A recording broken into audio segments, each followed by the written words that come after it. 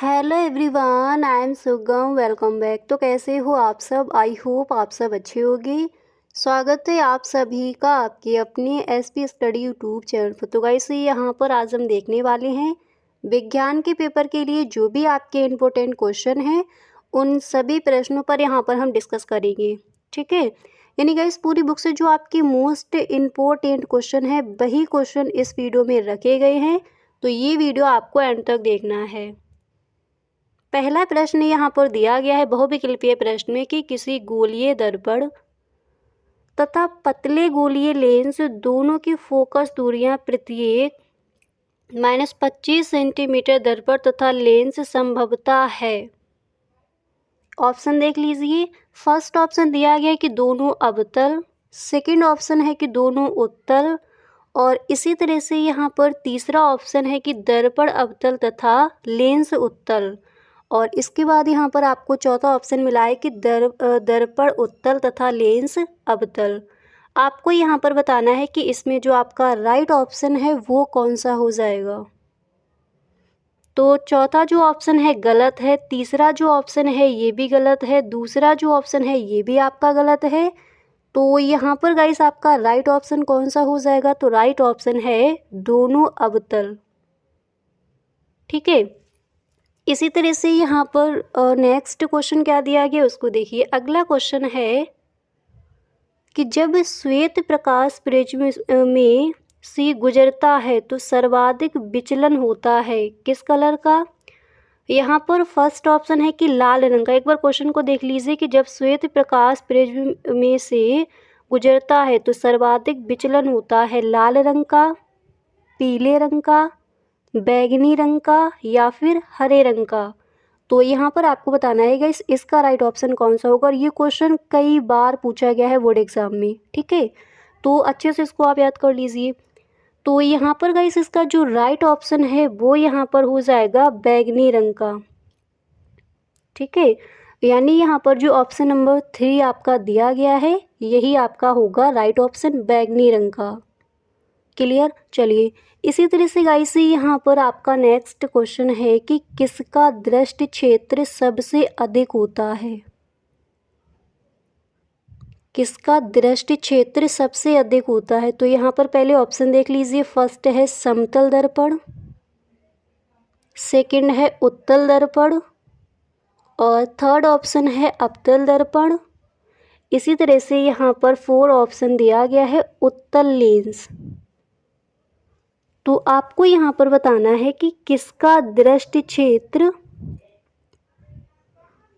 सबसे अधिक होता है। तो यहाँ पर देखिए गाइस आपका कौन सा ऑप्शन राइट हो जाएगा कि किसका दृष्टि क्षेत्र सबसे अधिक होता है। तो यहाँ पर जो आपका दिया गया है option number second, option number second आपका हो जाएगा राइट ऑप्शन, उत्तल दर्पण। ध्यान रखना इस तरह से क्वेश्चन पूछा जाए किसका दृष्टि क्षेत्र सबसे अधिक होता है तो किसका होता है? उत्तल दर्पण का होता है। क्लियर? इसी तरह से अगला क्वेश्चन है कि पुरुष में लिंग गुणसूत्र होता है, कैसा होता है? ऑप्शन देख लीजिए। फर्स्ट ऑप्शन है XY, सेकेंड ऑप्शन है XX, थर्ड ऑप्शन है बाई, और इसी तरह से यहाँ पर गाइस 4 ऑप्शन है X। आपको बताना है कि पुरुष में लिंग गुणसूत्र होता है, कौन सा ऑप्शन राइट हो जाएगा। तो यहाँ पर गाइस जो आपका ऑप्शन नंबर दिया गया है यहाँ पर जो राइट ऑप्शन है वो आपका हो जाएगा फर्स्ट। तो जब भी आपसे पूछा जाए कि पुरुष में लिंग गुणसूत्र होता है तो XY। ठीक है, इसी तरह से यहाँ पर अगला क्वेश्चन है कि आनुवंशिकता और विभिन्नता से संबंधित विज्ञान की शाखा क्या कहलाती है?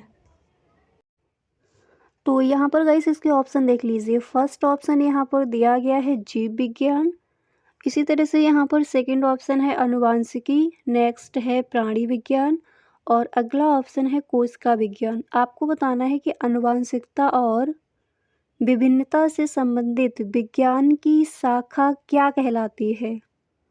ठीक है, तो विज्ञान की शाखा क्या कहलाती है, यहाँ पर आपका कौन सा ऑप्शन राइट हो जाएगा?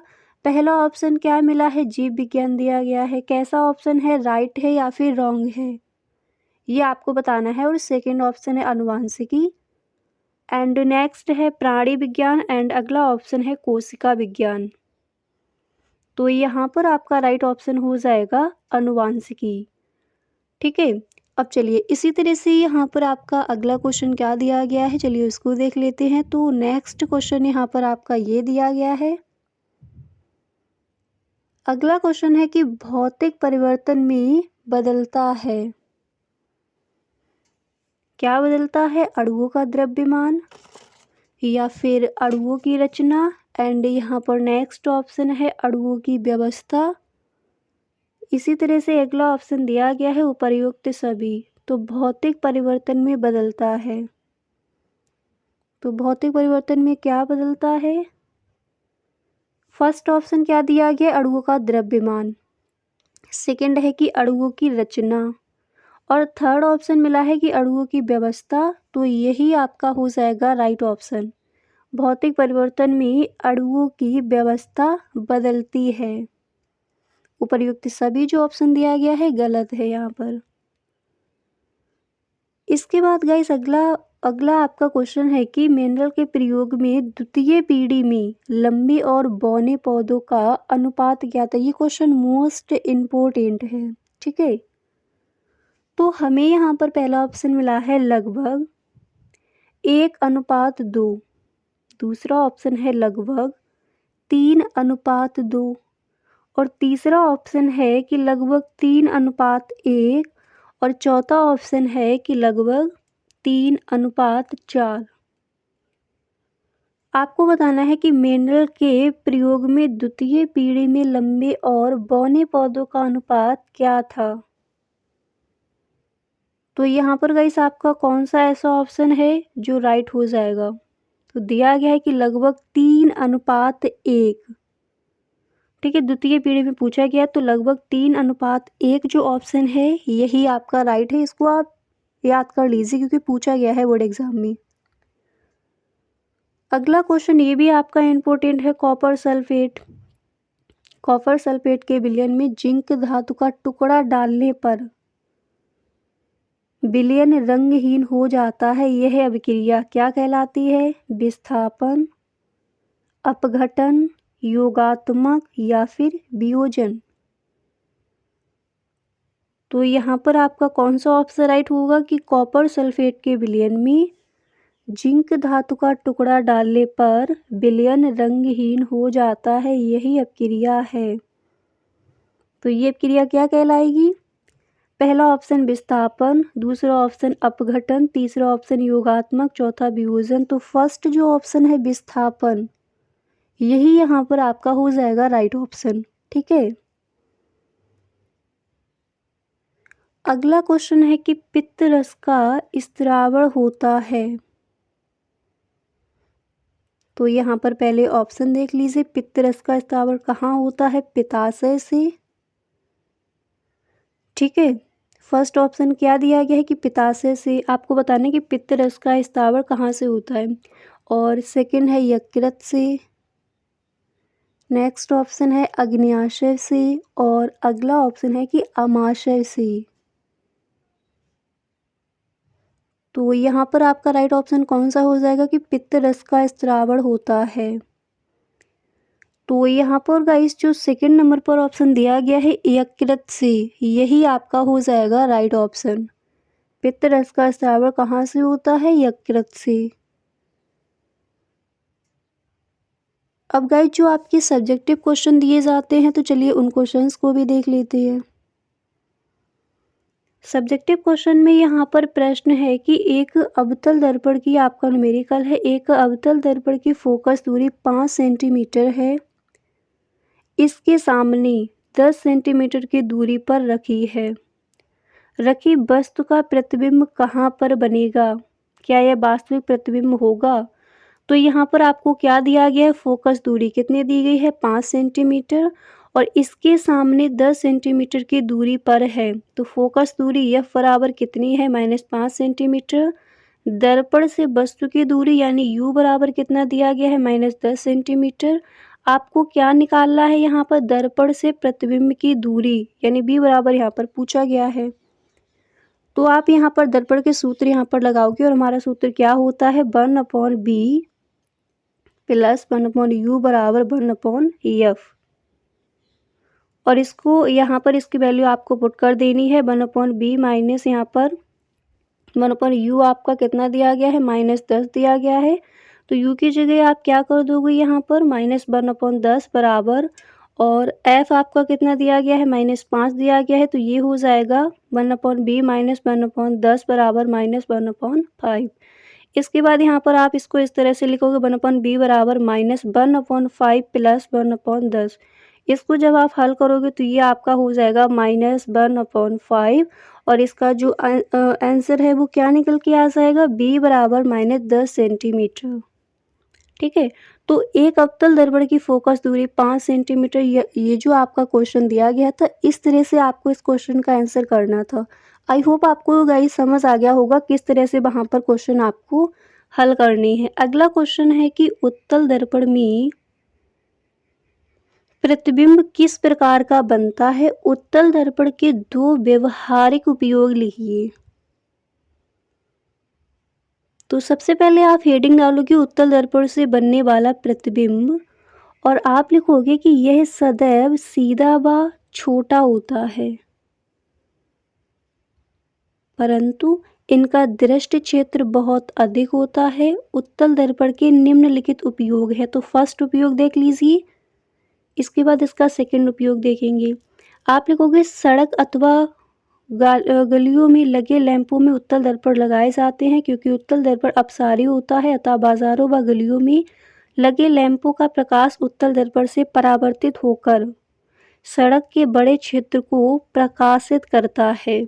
तो इसीलिए सड़क तथा गलियों में जो लगे लैंप होते हैं वो कैसे होते हैं, उत्तल दर्पण के लगाए जाते हैं। ठीक है, अब इसके बाद इसका यहाँ पर सेकंड उपयोग क्या है उसको भी देख लीजिए।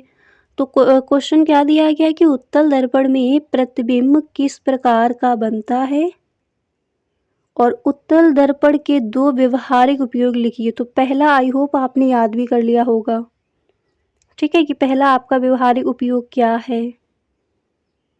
और इसके बाद यहाँ पर आपका सेकंड व्यवहारिक उपयोग क्या है उसको भी देख लीजिए। और फर्स्ट आपको ऐसे हेडिंग डाली होगी उत्तल दर्पण से बनने वाला प्रतिबिंब, उसके बाद आप लिखोगे यह सदैव सीधा व छोटा होता है। सेकंड उपयोग है कि ट्रकों, बसों और मोटर कारों में ड्राइवर की सीट के पास उत्तल दर्पण लगा रहता है, जिससे ड्राइवर अपने पीछे आने वाले सभी व्यक्तियों तथा गाड़ियों के प्रतिबिंब देख सकता है।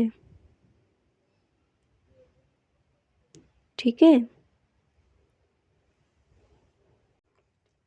अब इसके बाद गाइस यहाँ पर अगला क्वेश्चन आप कौन सा तैयार करोगे, तो चलिए उसको देख लेते हैं। नेक्स्ट क्वेश्चन है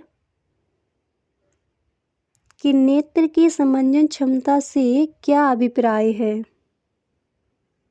नेत्र की समंजन क्षमता से क्या अभिप्राय है, तो इसमें आप लिखोगे कि नेत्र लेंस की वह क्षमता जिसके कारण वह अपनी फोकस दूरी को समायोजित करके दूर तथा निकट की वस्तुओं को स्पष्ट देख पाता है।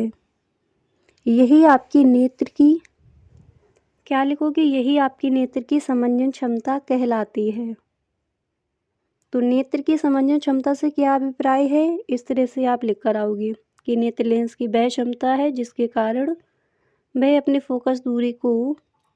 अगला क्वेश्चन देख लीजिएगा, इस मोस्ट इम्पोर्टेंट है, ठीक है, कि ज्ञानेंद्रियां क्या है। कई बार क्वेश्चन पूछा गया है। तो आप लिखोगे कि शरीर के बाह्य तथा अंतः वातावरण में होने वाले परिवर्तनों को ग्रहण करके तंत्रिकाओं द्वारा केंद्रीय तंत्रिका तंत्र तक पहुंचाने वाली रचनाओं को ही हम ज्ञानेंद्रियां कहते हैं।